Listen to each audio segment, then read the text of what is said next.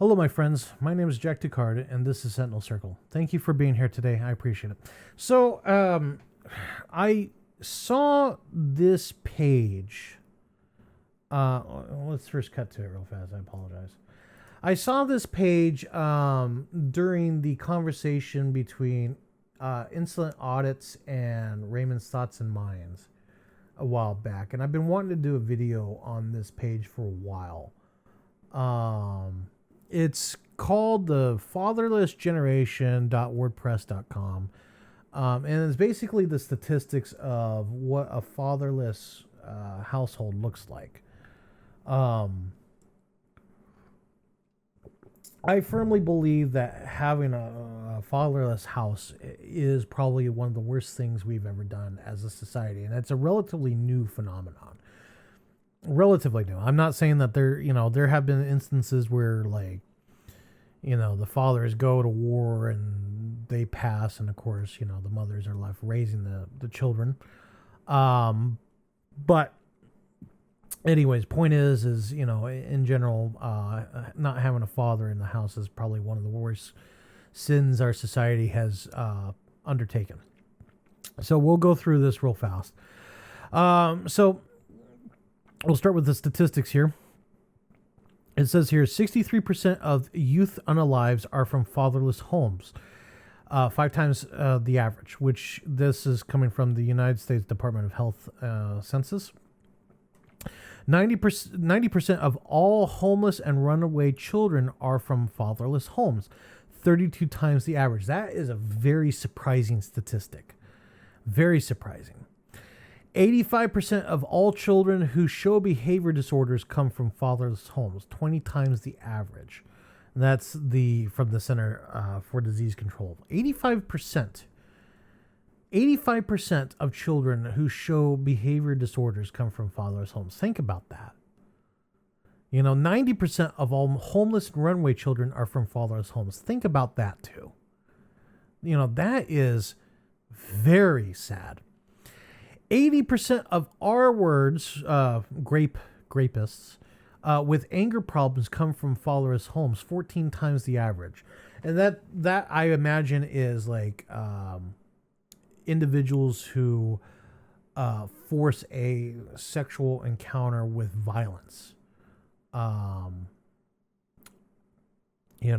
would be my guess as that statement. I could be wrong. Maybe we'll look up that reference there, because that's a very interesting statistic. 71% of all high school dropouts come from fatherless homes, 9 times the average. National Principals Association report. And again, that's where the discipline comes, is from the father. Mother can't discipline the way a father can. And I would imagine that a father is going to strongly harp on grades and stuff. I know my father did. And as much as I sit there and say that his methods by encouraging A's rather than encouraging challenge, was not good, it still kept me in school. Because there was a time where I wanted to drop out and just take my GED and be done with it. And my dad was like, no, you're not going to do that. End of discussion. I firmly believe that me staying in high school probably was not conducive to my my health. I still think that maybe I should have dropped out. But doesn't matter. I got the diploma. So even though that was pointless in the grand scheme of things. Okay, so there's those immediate statistics. So father factor in education. Fatherless children are twice as likely to drop out of school, which we just showed. 71% of all high school dropouts come from fatherless homes. Children with fathers who are involved are 40% less likely to repeat a grade in school.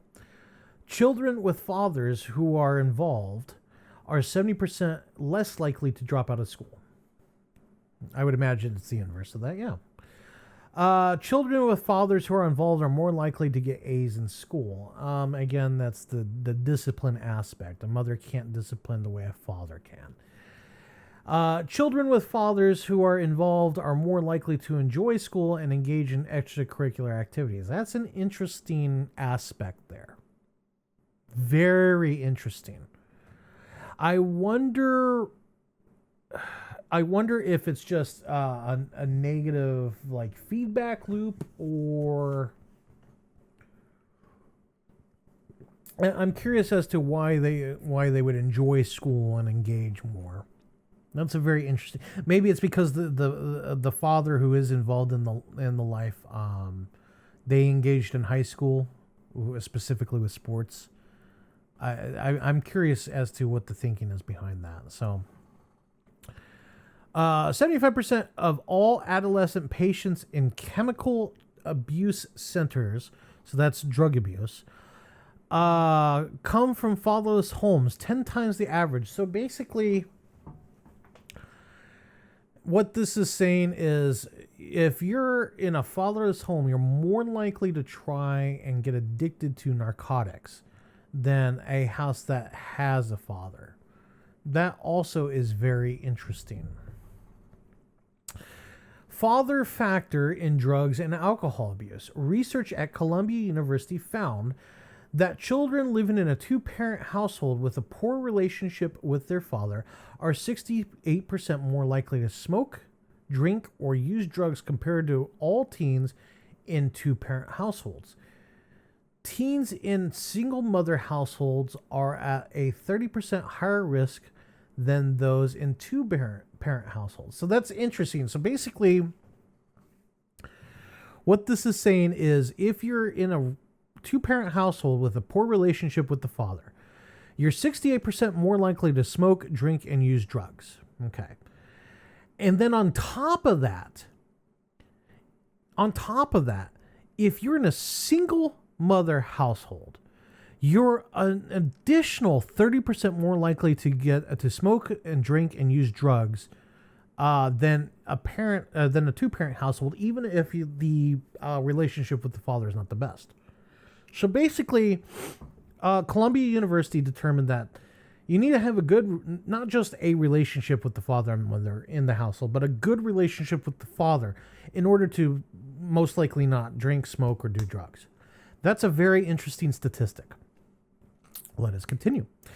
70% of youths in state-operated institutions come from fatherless homes, 9 times the average. Now, what do they mean? Okay. The next statistic states 85% of all youths in prison come from fatherless homes, 20 times the average. So think about that. 85% of all youths in the United States in prison come from fatherless homes. 85%. And it says here 70% of youths in state-operated institutions. Now, they don't specify what state-operated institutions are. I don't know if it's like foster system, maybe it's like diversion programs. I don't know. I'm interested to find out, but I would imagine. But the fact that 85% of all youths in prison come from fatherless homes, and here's the thing: is once you go into a prison, your percentage of going back, what is it? It's like quadruple or something like that. It basically, statistically speaking, once you go once, you're more likely to go back multiple times. Because you are just put that far behind the curb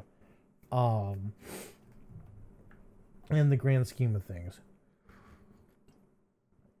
Let's continue on. We're about halfway through this.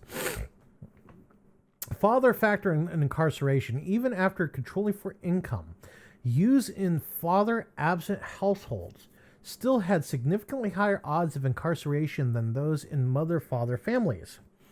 Youths who have never had a father in the household, he experienced the highest odds. So basically, the father immediately dips out. A 2002 Department of Justice survey of 7,000 inmates revealed that 39% of jail inmates lived in a mother-only household. Approximately 46% of jail inmates in 2002 had a previously incarcerated family member. 1/5 experience a father in prison or jail. So, I wonder what the overlap is between that 1/5. So 1/5 is 20%. So 20% of inmates in the system, 7,000 in this case, had a father that was in prison during their lifetime. So they were already familiar on the outside as with the system. So that's very interesting. Very, very interesting.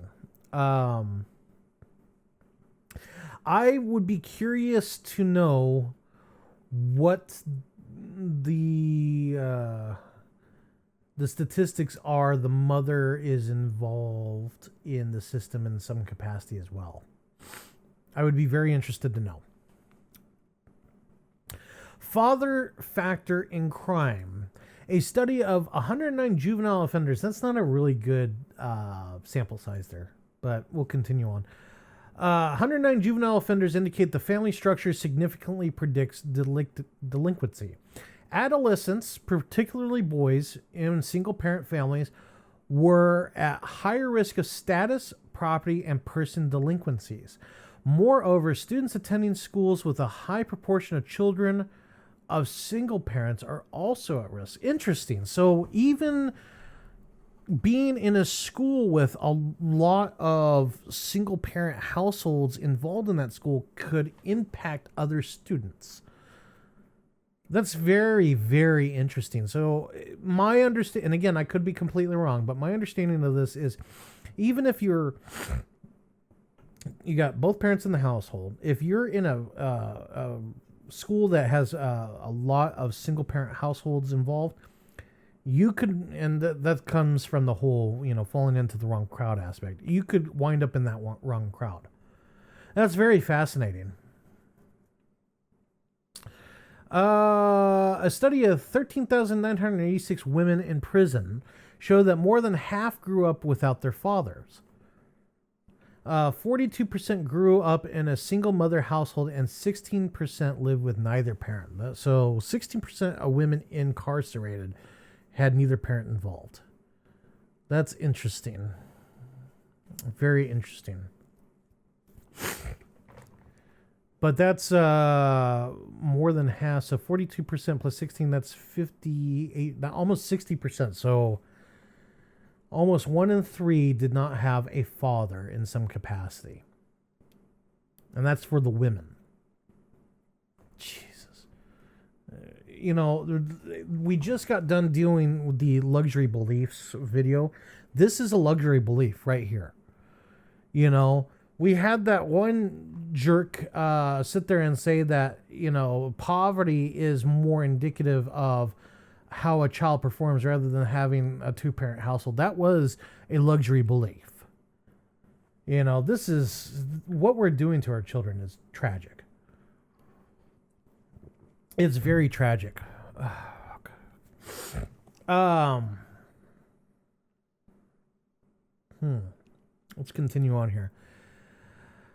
Father factor in child abuse. Compared to living with both parents, living in a single parent house doubles the risk that a child will suffer physical, emotional, or educational neglect. Now, so what do they mean by educational neglect, I wonder?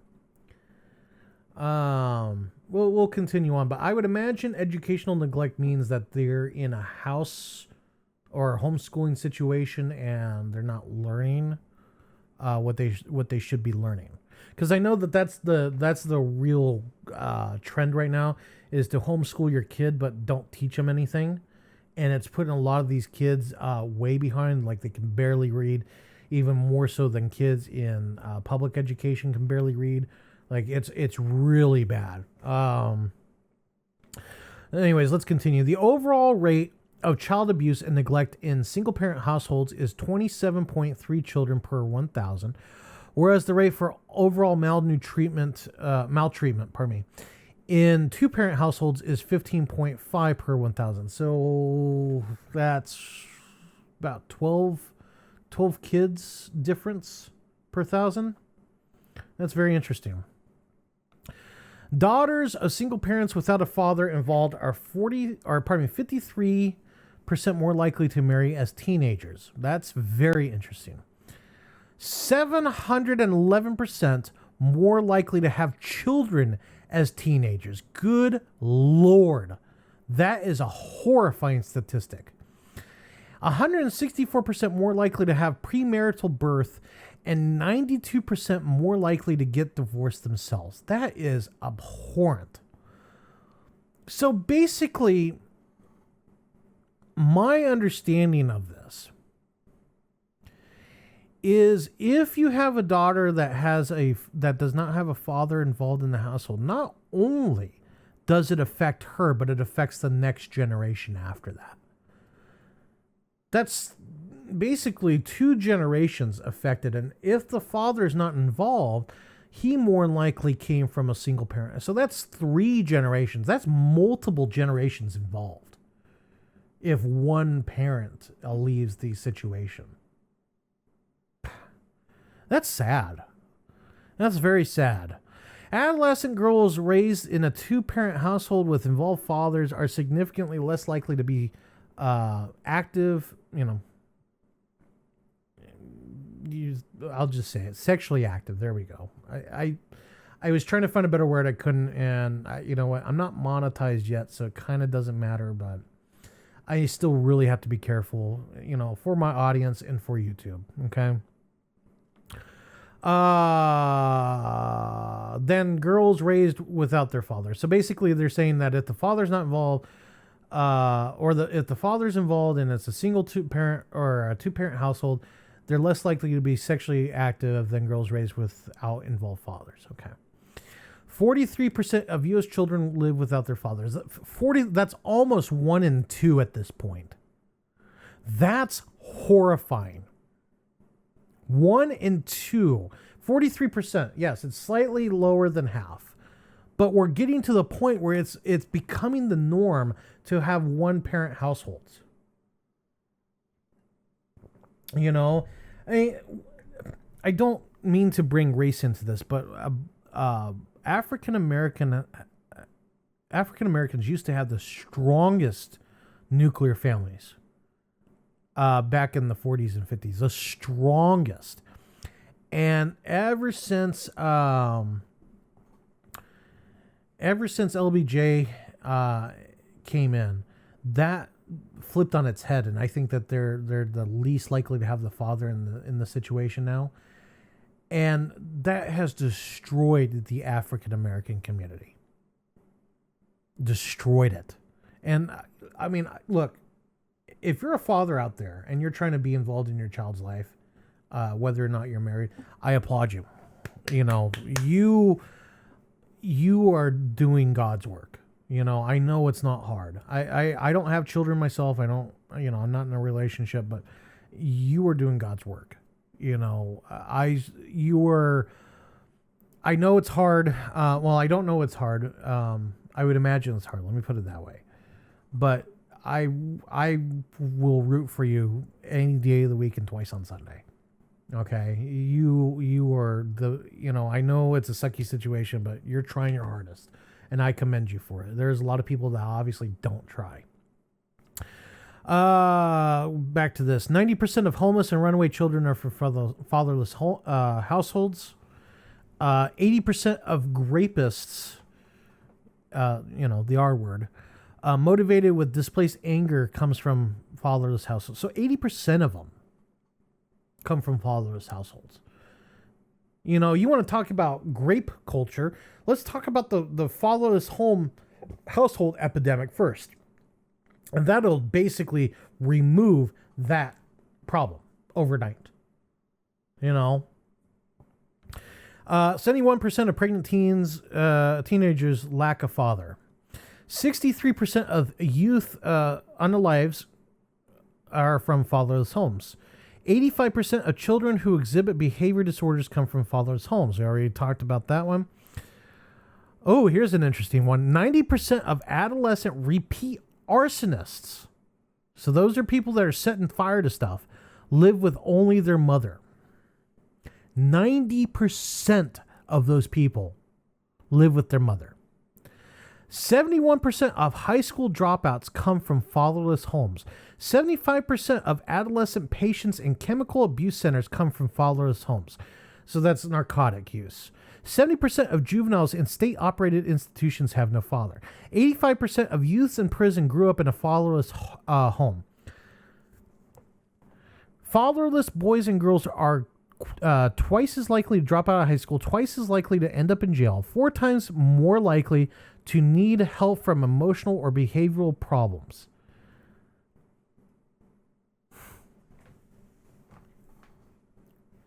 Can you imagine? Like, I really firmly believe that, not all societal ills, not all of them, but the vast majority of them would be solved if fathers stayed at home. And I'm not blaming the fathers. I'm not blaming them, because if that was the case, it would be a lot worse than it is now. You know, like my father, when I was with my mother, he wanted to be a parent, but how can you be a parent when you're 3,000 miles away? You can't. You know, in a lot of cases, the mother and the father live in the same city, and, you know, they alternate 1 week with one parent, 1 week with another parent, you know, they alternate weekends, whatever. The point is they're trying. Okay. But even in this situation, like, this is sad, you know, and like I said, when I worked for the school district, I saw this, like, it was in my face. It was here. It was right in front of me. It wasn't good. You know, you can tell the families that didn't have the father in the house, and you could tell the ones that did. It was stark difference. You know, even in situations with hygiene, you could tell the difference. You know, the kids that stunk more than likely didn't have a father in the house. The kids that did have a father. And I don't want to sit there and say that it was their fault. It was self-esteem issues. I really firmly believe in my heart of hearts, and this is kind of getting into final thoughts territory, but I believe in my heart of hearts that having a father in the household contributes to self-esteem. Quite significantly contributes to self-esteem. I don't know why. Maybe, you know, having that strong father figure in the household does something to a person. I don't know what it boils down to, but let's go ahead and finish this. We got a little bit left. This is from the census. 64.3 million estimated number of fathers across the nation. 26.5 million number of fathers who are part of married couple families with their own children under the age of 18. Among these fathers, 22% are raising 3 or more of their own children under 18 years old, among married couple family households only. 2% live in the house of a relative or a non-relative. So basically, more than likely, if the father's in the picture, you guys have your own house, which is good. That's my understanding. Again, I could be wrong. I could be misreading this. 2.5 million number of single fathers, up from 400,000 in 19... Jesus. There's only 400,000 in 1970, and now there's 2.5 million single fathers. Currently, among single parents living with their children, 18% are men. So only 18%, less than 1 in 5 single parent households are father-ran households. And I'm proudly one of those households, or was. My father was.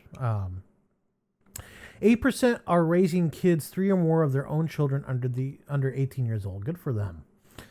3 or more, wow. 42% are divorced, 38% have never married, 16% are separated, and 4% are widowed. The percentage of those divorced and never married are not significantly different from one another. That's interesting. So basically, the 38%, they knocked someone up and they never tied the knot. Interesting. 16% live in the home of a relative or a non-relative. So more than likely, they're living with one of their parents.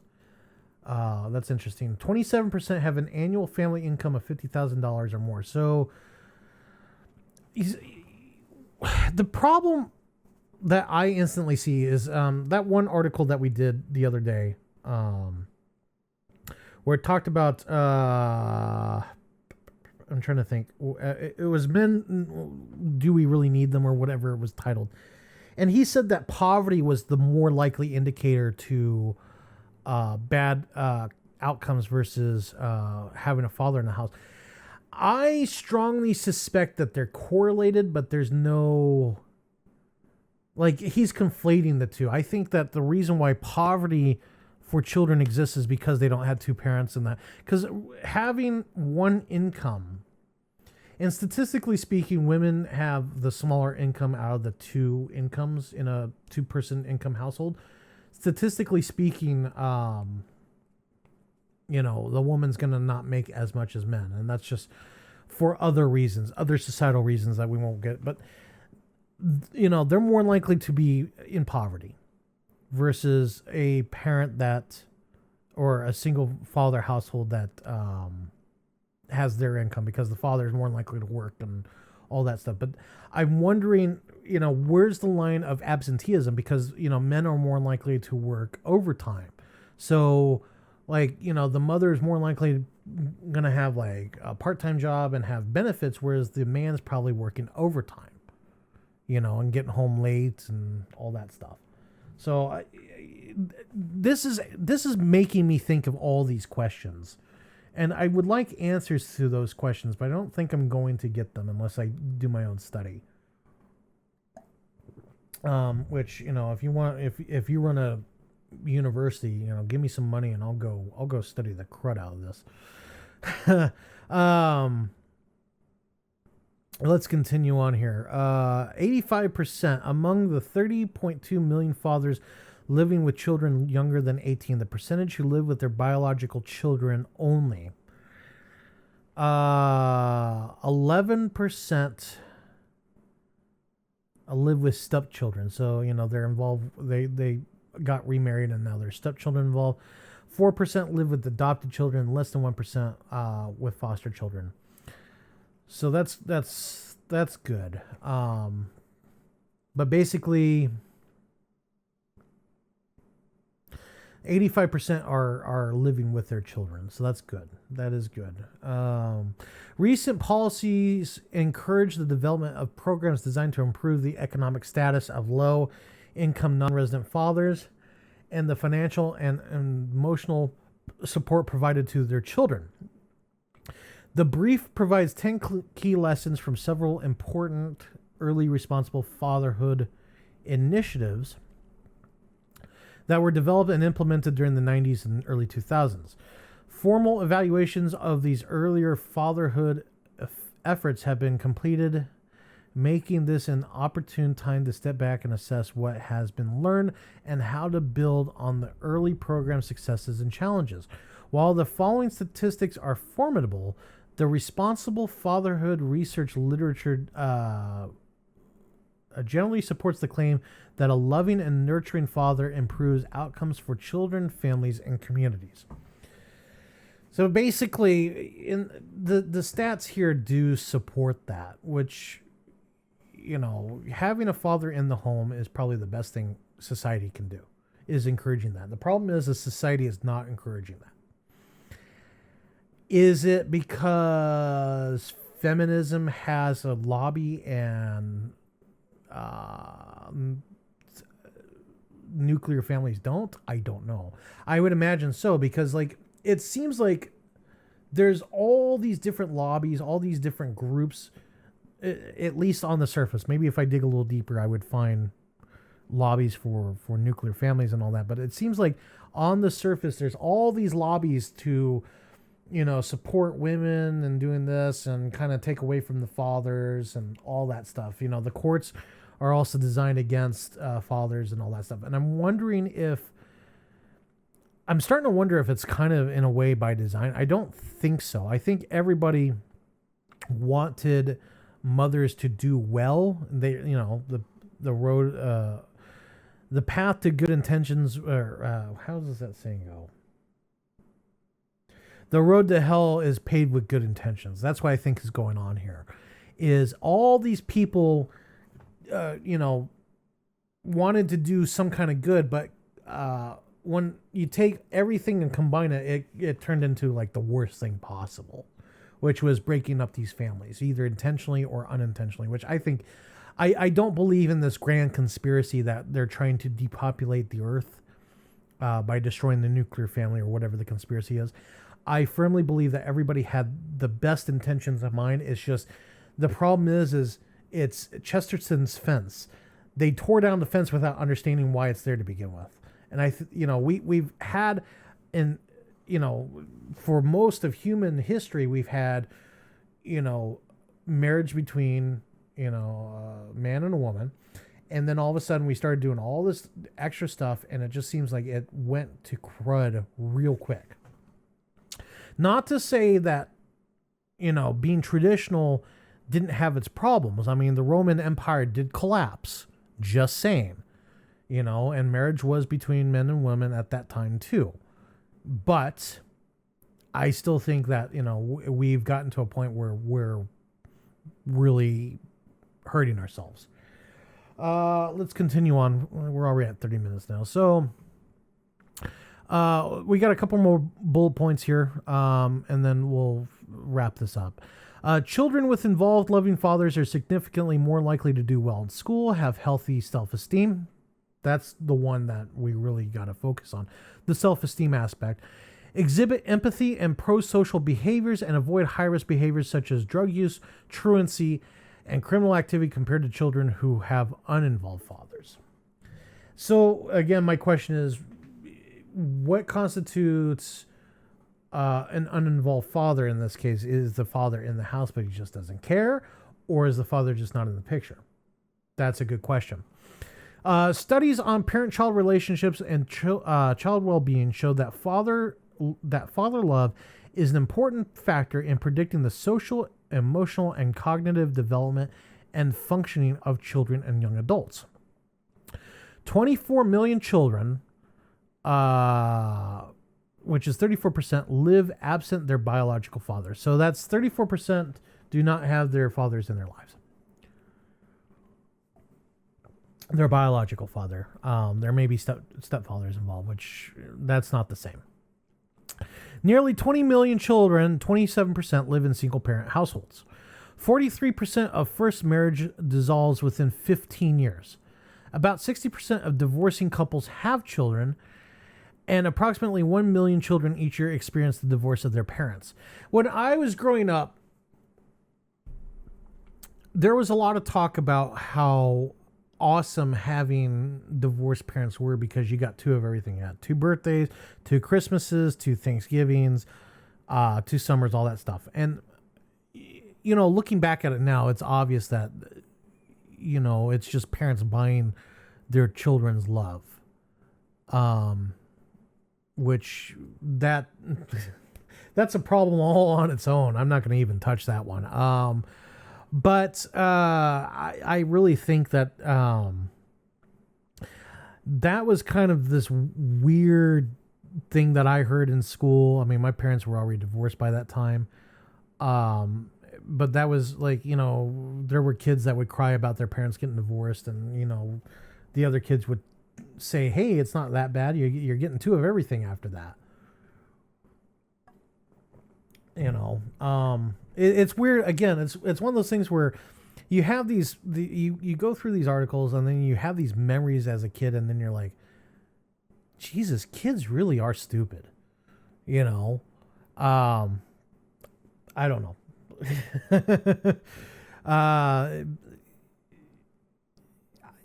I don't want to say kids are stupid. The kids just don't have an understanding of a wider world. They only see, having 2 of everything. 2 birthdays, 2 cakes, 2 this, 2 that. I'm sure a lot of kids that had divorced parents would have loved to have their parents together. Anyways, so let's continue on. Fathers who live with their children are more likely to have a close, enduring relationship with their children than those who do not. That's fair.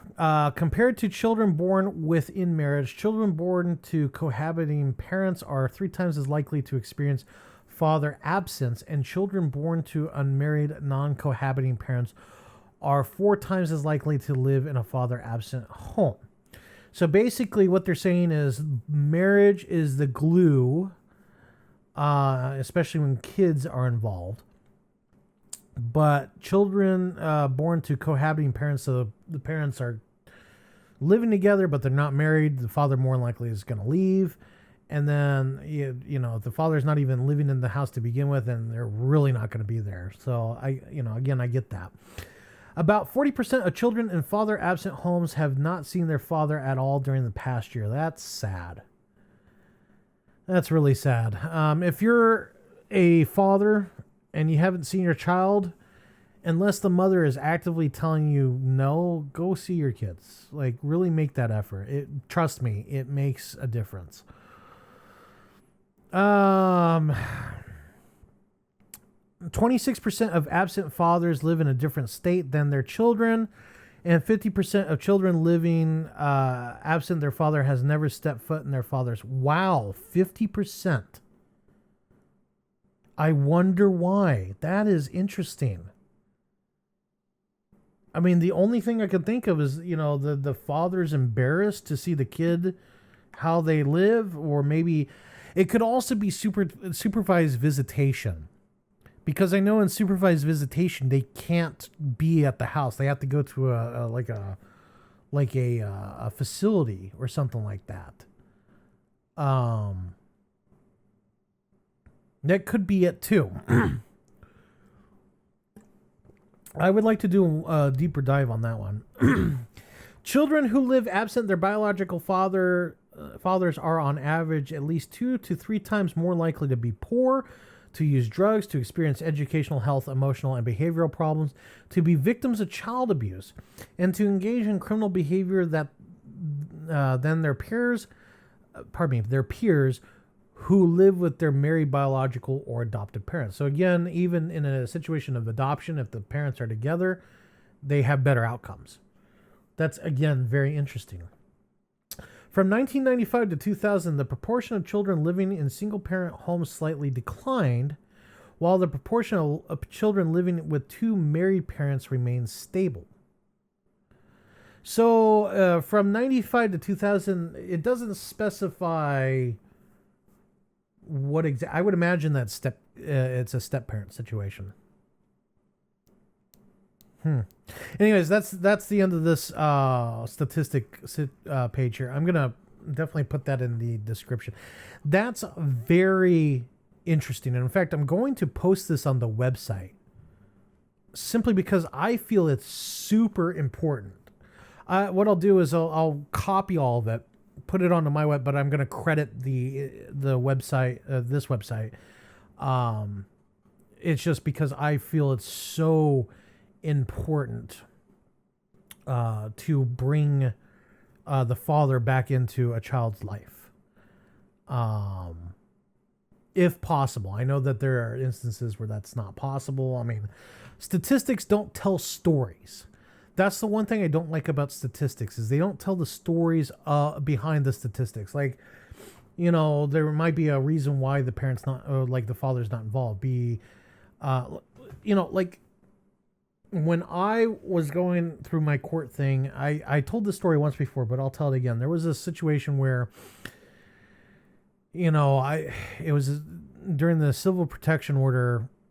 I was there with other people arguing their case on why they should get one or why they shouldn't have one against them.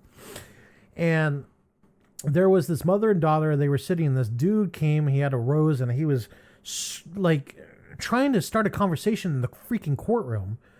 He's trying to give the mother the flower, and the mom and the daughter ended up moving away from the dude.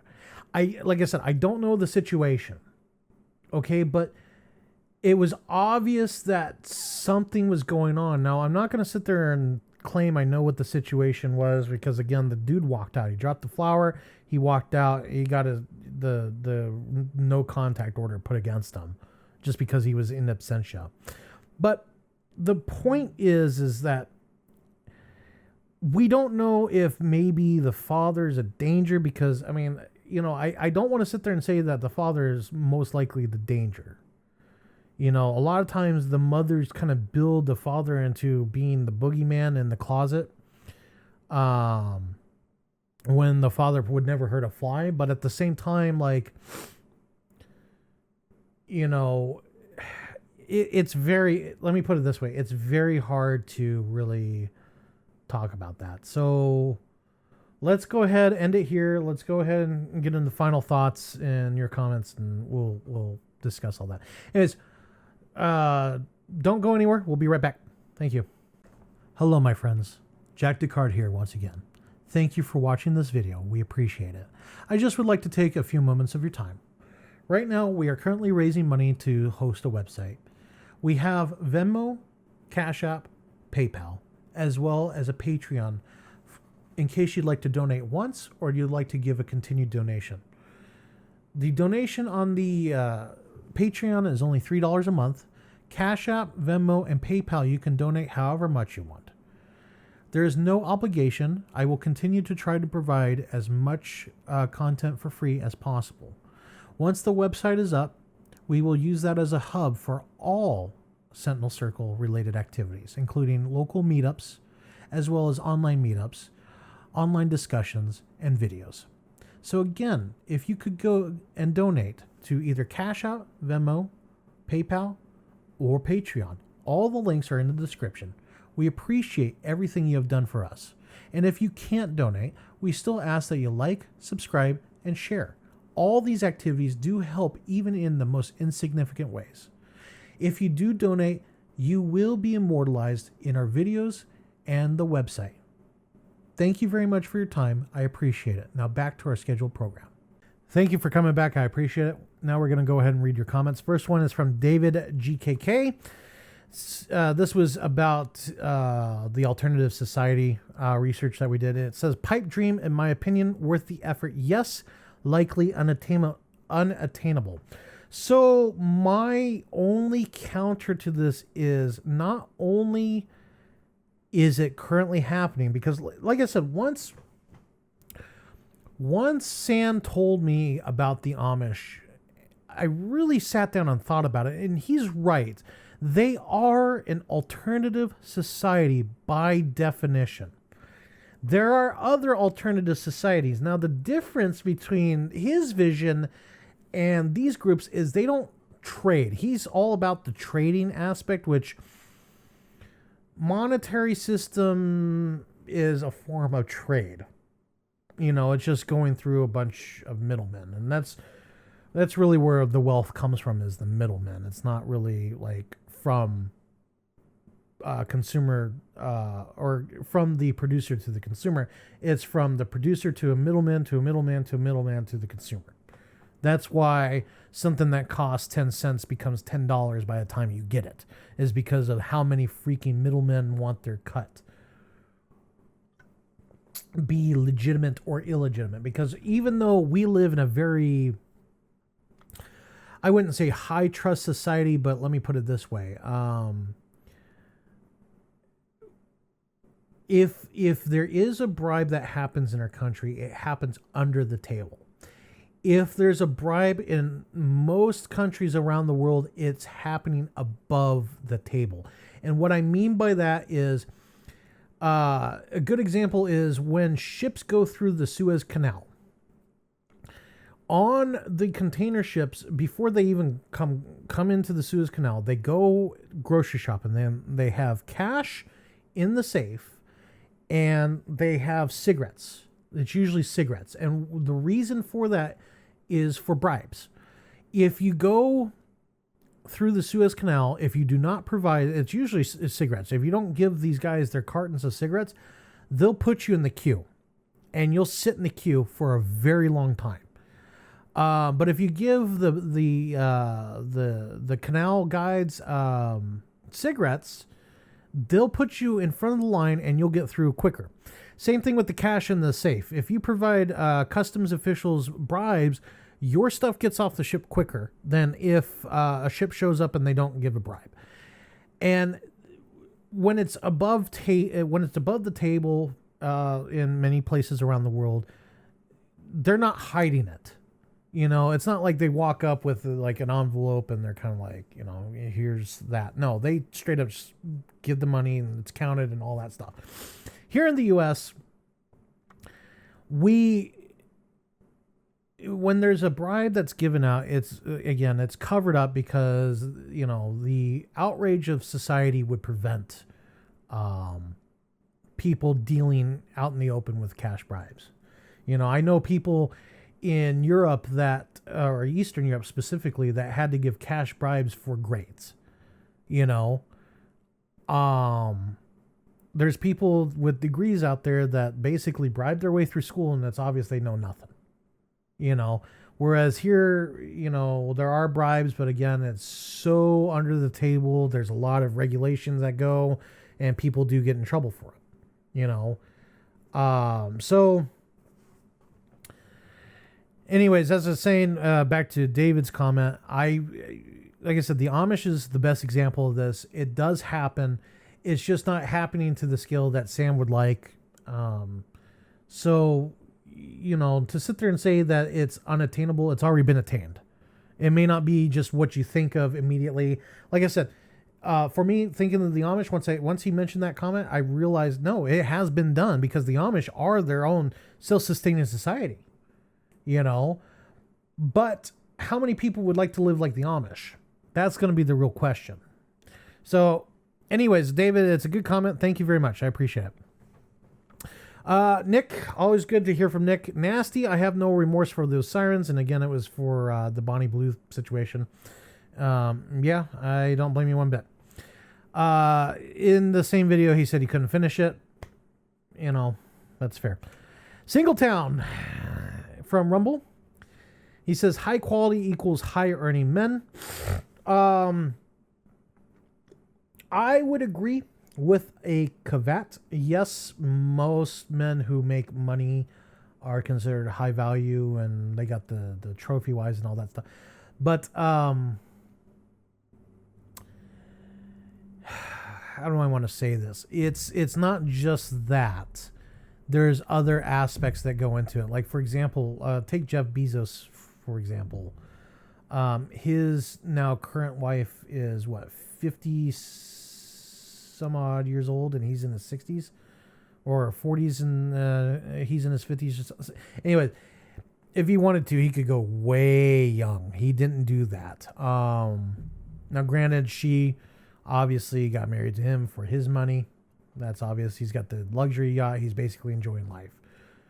Whatever. He got to that point. I'm not going to talk about his wealth or whatever.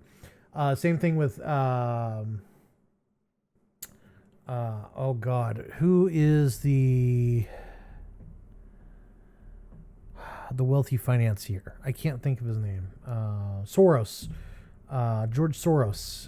He's in his 80s now, and he married a 40 some odd year old woman. Same situation. Like, if he really, really, really wanted to, he could go way younger. He doesn't. So it's not just the wealth. There's other aspects involved. Either way, I honestly think that you're kind of on the money. You're kind of in the right direction, but not quite there. But thank you again, Singletown. And he's got another comment. He says here, I have a channel called Tinder is a Cesspool. It's an utter train wreck. And you were not wrong. That is the last comment. So let me go ahead and swap over here to my final thoughts. So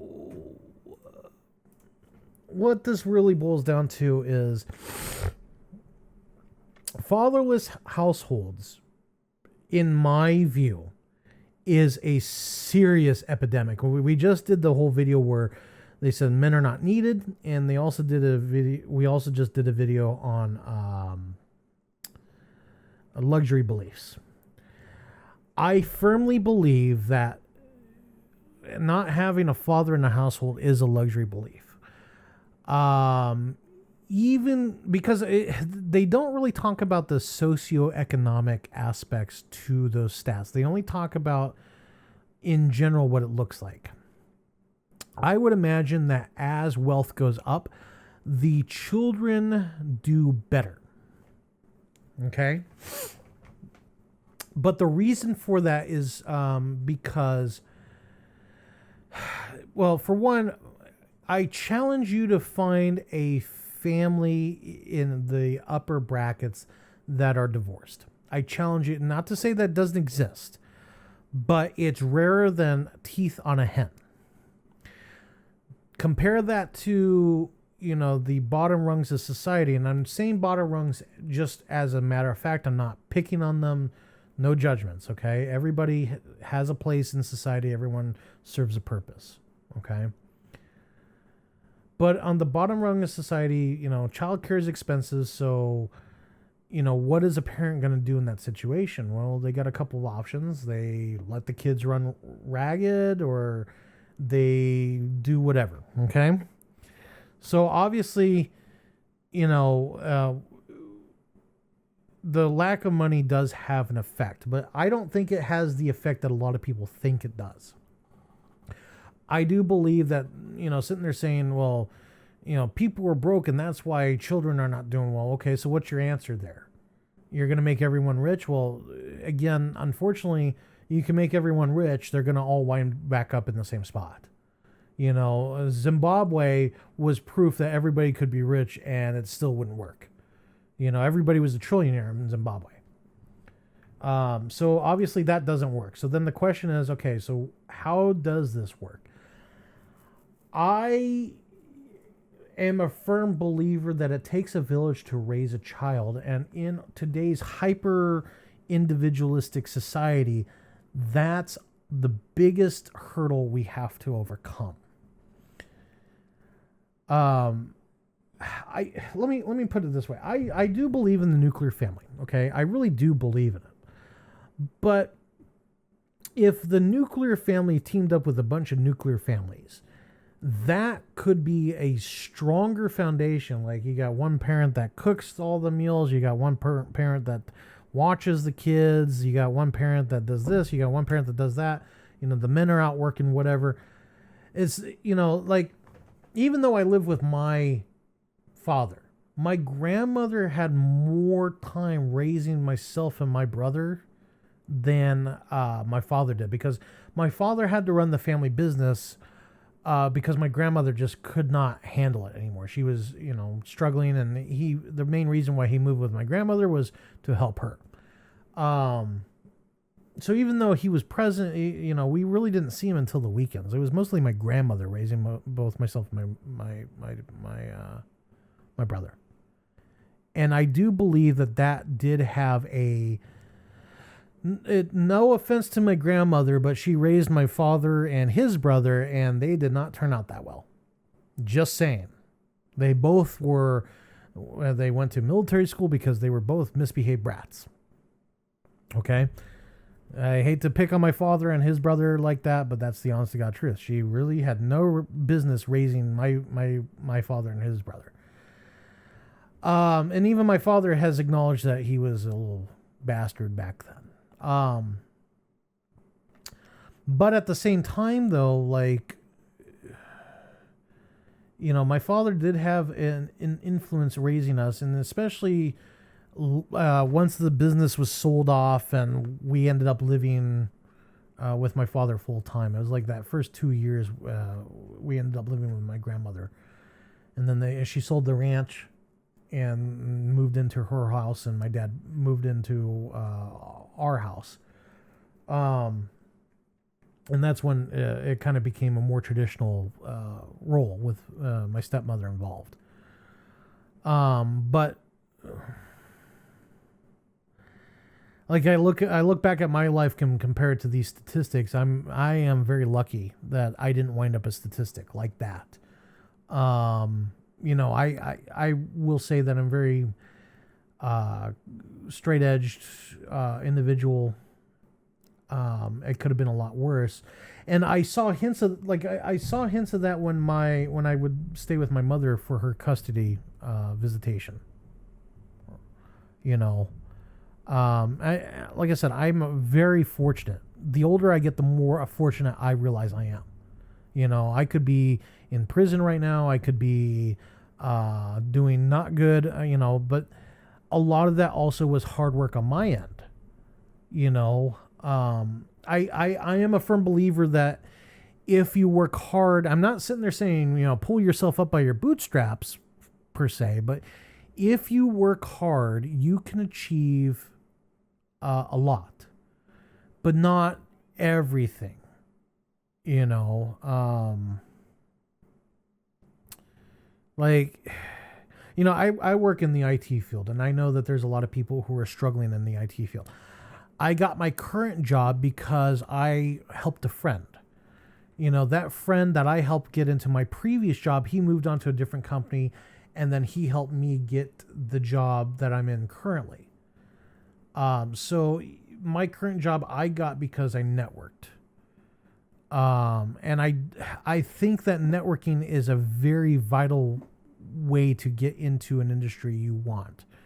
Hard work will not get you there. The only reason why I got into my previous job was they were desperate for people. I call my previous job the Walmart of technology for a reason. They'll hire anybody with a pulse. You know, when you go onto like IT forums, they always tell you start at a help desk earning $12 an hour. You know, and I was fortunate. I started at $18.50 an hour. You know, so I don't want to sit there and say that my hard work didn't get me to where I am today. It did, like I said, it did get me to where I'm at today to a point, but not all the way. And in the next video that I'm going to do about homelessness, I will say that that kind of opened up my eyes to how difficult it is to exist in today's society and function. You know. Anyways, so we'll go ahead and end it here. But it was a very good talk. I'd like to do a live discussion in the future with individuals who did not have a father in the house, and just kind of compare and contrast where everybody's at in life. I think it'd be very fascinating to talk to those people. But we're gonna have some other discussions before we get to that point. So anyways, that's neither here nor there. Hopefully you learned something today. I know that we've been kind of going down these learning rabbit holes lately. We haven't really done anything that's like super aggravating, but I like to learn. I really do like to learn. I hope you like to learn as well as being entertained. I hope you're being entertained. That's the really big one. Anyways, I will talk to you guys later. And again, if you haven't, be sure to like, subscribe, leave a comment. I enjoy your comments. I'm starting to run out of comments to talk about here. But please leave a comment. Okay. And we'll talk to you later. Okay. Have a good day.